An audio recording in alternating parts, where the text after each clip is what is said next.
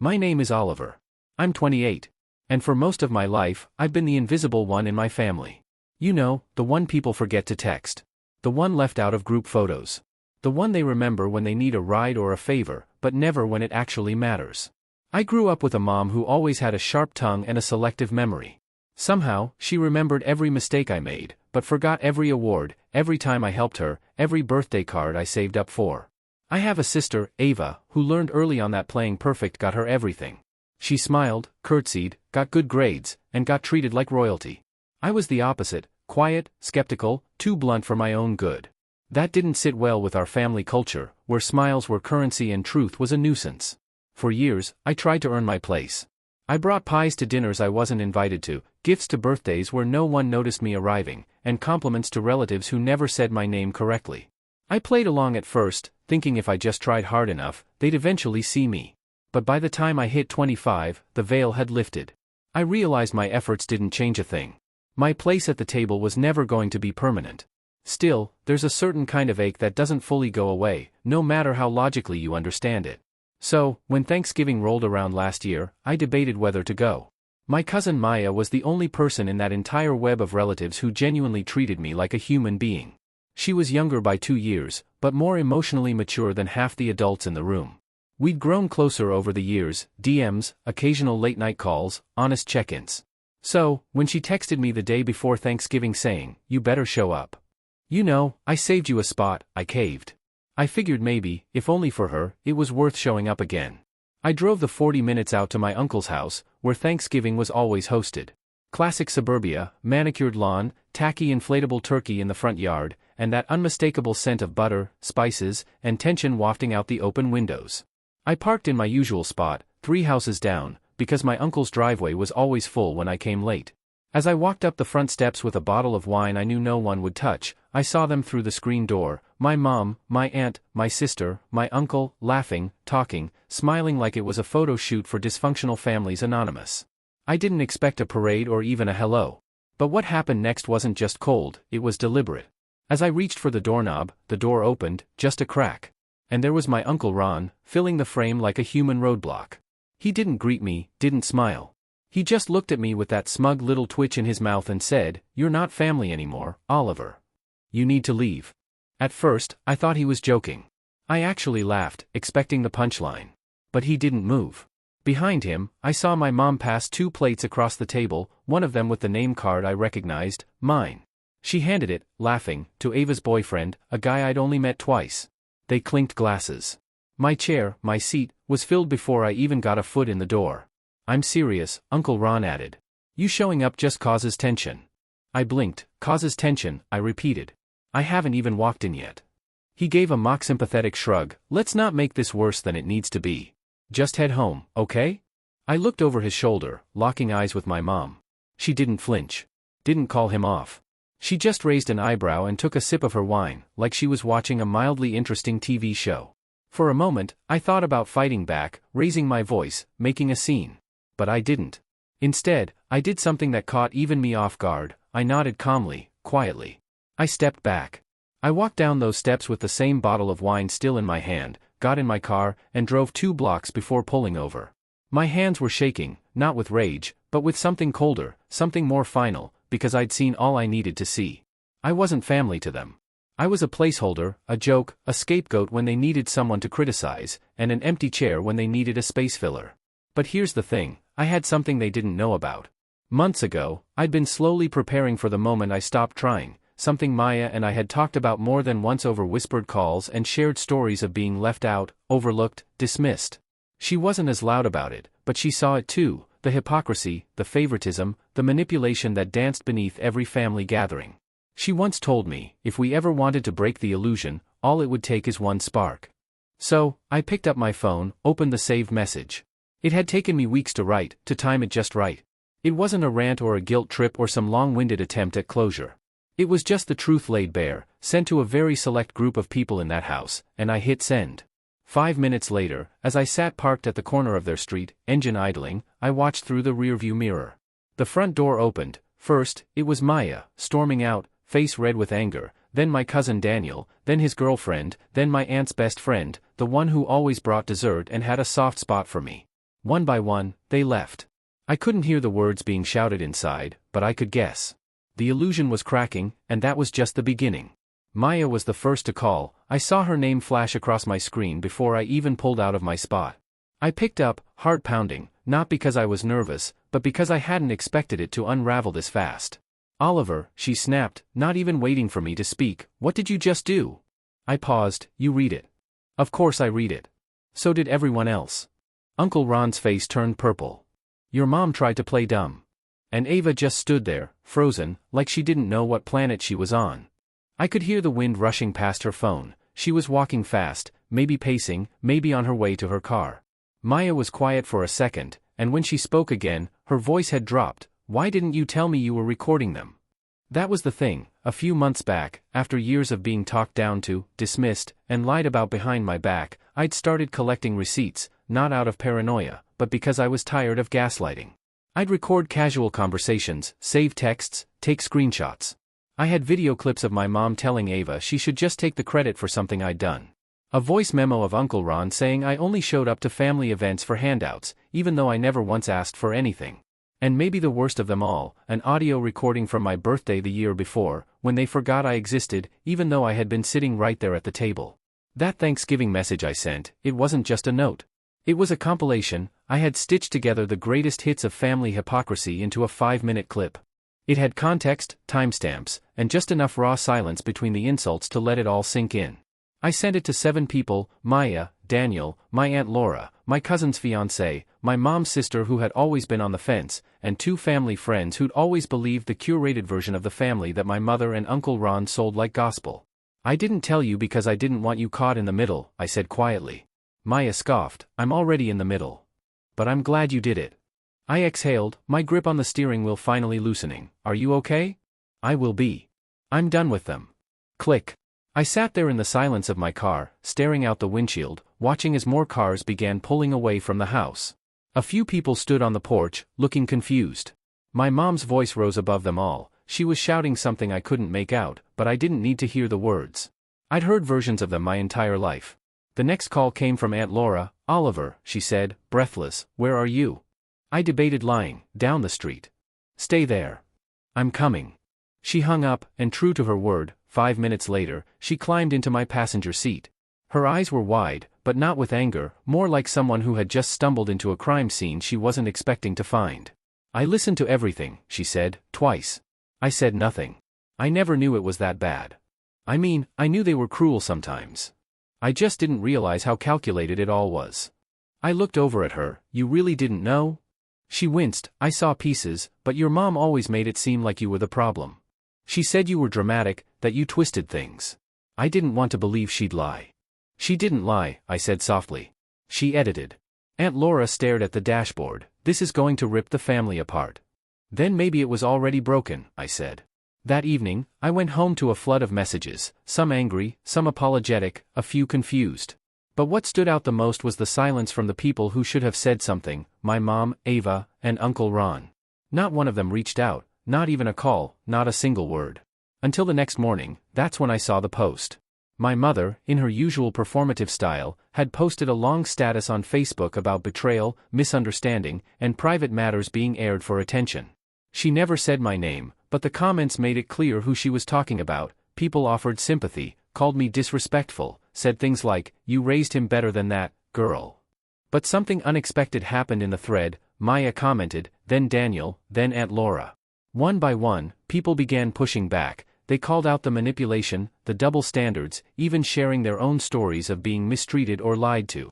The thread exploded. Some relatives deleted their comments, a few blocked me outright, but the tide had shifted. For once, I wasn't alone. For once, people saw it too. That weekend, I got a message request from Ava's boyfriend. It said, "I didn't know they were like that. I'm sorry. If I'd known what I was taking part in, I would have never sat in your chair."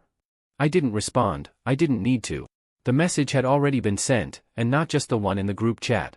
For the first time in years, I didn't feel like a ghost in my own story. I felt like the author. And that story, it wasn't finished yet. The Sunday after Thanksgiving, I got a knock at my door.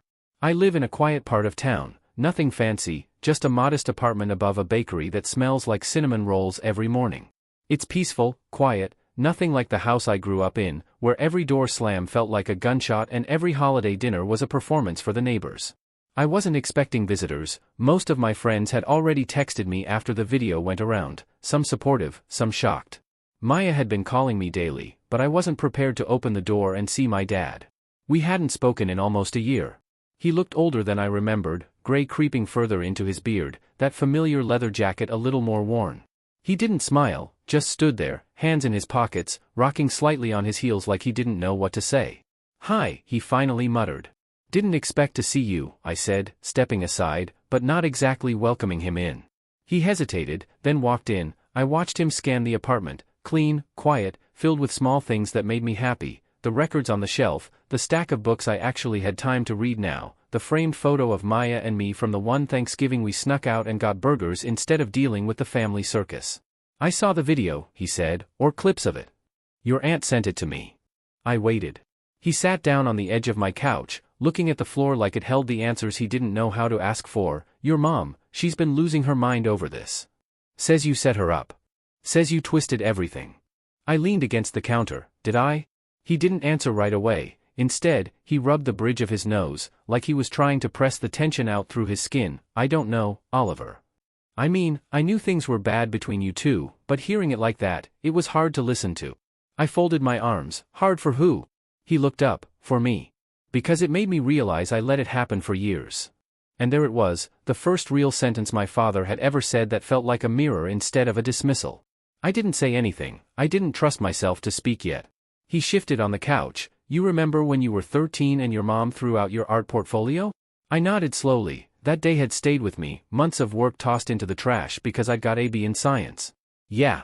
She told me you'd drawn something disrespectful." I drew a cartoon of her yelling at me. That was it. He let out a dry laugh. I believed her. Never even asked to see it.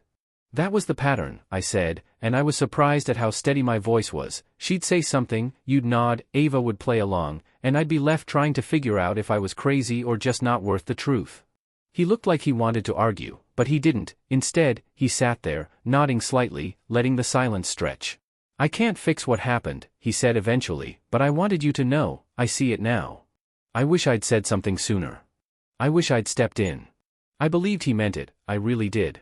But part of me also knew that his regret didn't undo years of complicity. He hadn't been cruel, but he'd been silent, and sometimes silence is just a different kind of wound. "I appreciate you saying that," I said, "but I don't know what you want from me." He exhaled. "I don't know either. I guess I wanted to see how you're doing." "I'm doing better," I said truthfully, "now that I'm out of it, now that I've stopped pretending they'll change." He nodded again. "They're planning damage control." "Of course they are. They think if they just wait it out, people will move on." I raised an eyebrow. "And will they?" He looked tired. "Some already have. Some are scared to pick sides, but a few, they're furious, especially with what you said about the money." "Oh, that part. See, what I hadn't mentioned to anyone outside that original message was the money trail. I had been giving quiet financial support to several family members for years, rent, car repairs, even a small loan to Ava once when she said her boyfriend was abusive and she needed to leave. I never asked for it back, never told anyone. I did it because I thought maybe, just maybe, it would earn me a place in the family again. That stopped 3 months ago. I didn't make a scene about it. I just started redirecting my help toward Maya, toward friends, toward people who actually treated me like a person. The video I sent out included a note at the end. "This is why I stopped paying for your lives." Apparently, that stung more than the audio clips. "They're saying you're punishing them," my dad said. "They punished themselves," I replied. "I just stopped rewarding it." He didn't argue. After a while, he stood. "I should go. I just wanted you to know, you were right about all of it." He started toward the door, then paused. "If there's ever a way back for us, I hope you'll let me take it." And then he left. I didn't cry, I didn't rage, I just stood there in the quiet, wondering how long it would take for the next wave to hit, because I knew the family wasn't done yet. My mom didn't let go of power that easily, Ava never handled humiliation well, and Thanksgiving might have been the spark, but Christmas was around the corner. And if they thought they could pretend nothing had changed, they were about to be reminded. I hadn't even started yet. By the time December rolled around, the silence was deafening. The group chat for family Christmas plans that usually lit up with potluck assignments and recycled memes from our Aunt Margie was unusually quiet. The last message in there was Maya's. "Let me know when you all are ready to take some accountability." No one responded, no haha reactions, no snide remarks, just a vacuum of guilt pretending to be peace. I wasn't invited, of course, not that I needed the invite. For the first time in years, I didn't feel like I was missing something. I didn't need to force a smile through another dinner where Ava's career was celebrated like a Nobel Prize and mine was ignored. I didn't need to listen to my mom laugh at jokes about me or hear Uncle Ron say things like, "Oliver's always been sensitive," like I was some malfunctioning appliance. I was free now, free from obligation, from expectation, from the heavy weight of being the family's emotional punching bag. But I wasn't done, not yet. See, the recording I sent out at Thanksgiving was just the beginning. It had shaken their image, forced conversations they didn't want to have, but it hadn't truly forced them to change. They were hiding now, licking their wounds, waiting for the drama to pass. I could feel it, that smug, simmering belief that eventually I'd fade from memory and they'd reclaim the narrative. So, I made sure they couldn't. I started with the money. Quietly, methodically, and without warning, I called in the favors. That $3,000 loan to Ava. I sent her a formal letter through my lawyer, reminding her that while I had originally treated it as a gift, the recent revelation of her lies about escaping an abusive relationship voided that understanding. She was still with the guy, by the way. He showed up to Thanksgiving in my seat, laughing with my mom. I gave her 60 days to repay, no threats, no interest, just a paper trail. I canceled the recurring bank transfer that had been covering part of Uncle Ron's property tax. He never asked for help directly, he was too proud for that, but a few years ago, he hinted at tough times, and I stepped in. Every November, like clockwork, I'd send the amount due, not this year. On December 3rd, his bank declined the payment request. My mom, though, she was the biggest one. For 5 years, I'd been covering the lease on her car. She never thanked me, not once. It was expected. She made it clear that as her son, it was my duty. I let it slide for too long. She didn't know the car was still in my name. On December 10th, I repossessed it. The phone calls came in like fireworks. First Ava, shrill and furious, then Uncle Ron, trying to reason with me like I was some angry child, and finally, my mother. She didn't yell, she didn't cry, she just called and said, "So, this is who you really are?" And I replied, "No, this is who you made me become." Click. Christmas Eve came. I didn't sit alone. I spent it with Maya and a few of our mutual friends. We made dinner together in her apartment, lit candles, played board games, and exchanged gifts that didn't need to impress anyone. It was the warmest holiday I'd had in years. Around midnight, Maya poured us each a glass of wine and sat beside me on the floor, pulling a blanket over our legs. "They called me," she said softly. "Let me guess," I said, "damage control." She nodded. "Your mom said I was choosing sides. That I was tearing the family apart." "You are," I said, "the part that needed to be torn down." She leaned her head on my shoulder. She also said something else. That she was going to set the record straight.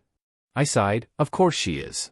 The next morning, I found out what she meant. My mom wrote a long post on Facebook, another performance, another attempt to flip the script. She talked about how families go through hard times, how sometimes private pain becomes public, and how some members are easily manipulated by false narratives. It was a masterclass in polished denial. No names, no specifics, just enough ambiguity to draw sympathy from people who only knew the version of her she'd curated for years. I didn't respond, I didn't comment, I didn't need to, because by then, the truth was already spreading on its own. Aunt Laura posted her own status, short but pointed. "Sometimes the only way to fix a broken family is to stop pretending it's not broken. Proud of you, Oliver." Daniel posted a screenshot of one of the texts my mom had sent him years ago, bad-mouthing me right after I helped him pay for college books. The caption was simple, we all saw it. We just didn't want to admit it. More and more people, cousins, old family friends, even one of Ava's college roommates, began commenting, messaging, reaching out. People I hadn't spoken to in years were apologizing, telling me they'd noticed things but didn't know how deep it went. It was like lifting the lid off a pressure cooker. Everyone had stories, everyone had scars, and now they weren't afraid to share them. A week after Christmas, I got a letter in the mail, handwritten, from my mom. It wasn't an apology, it was a warning. She said I was destroying the family's reputation, that I was making enemies I couldn't afford, that there were consequences to embarrassing people in public. It read like the final act of someone who had lost control and didn't know how else to claw it back. I folded the letter once and dropped it in the trash. I didn't need to fight her anymore. The truth was winning on its own. By the time New Year's Eve rolled around, the family had split into two camps. There were the ones who clung to the old ways, defending my mom, pretending the recordings were taken out of context, dismissing every call-out as drama, and then there were the ones who finally opened their eyes. They started organizing their own gatherings. Maya hosted a brunch in January and invited everyone she trusted. Over 20 people showed up. Uncle Ron wasn't one of them, neither was Ava, neither was my mother. I've had to grieve in a way, not just the loss of a family I never truly had, but the version of me that kept waiting for their love to come wrapped in approval.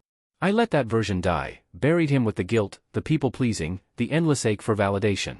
Now I'm living. I started writing again, something I hadn't done since high school. I launched a small freelance business. Maya and I are closer than ever. And every so often, someone reaches out, someone who saw what happened, who recognized their own family in my story, who says, "Thank you for saying something." I felt this way for years. So, if you're reading this and thinking about the family members who mock you, who use your love like a leash, who only call when they need something, listen to me. You don't have to stay in that house just because your name is on the mailbox. You don't owe anyone your silence to keep the peace they never gave you. Sometimes the bravest thing you can do is stand at the front door they slammed in your face, turn around, and never look back. I didn't lose a family, I shed one. And in the quiet that followed, I finally heard my own voice again, clear, unapologetic, //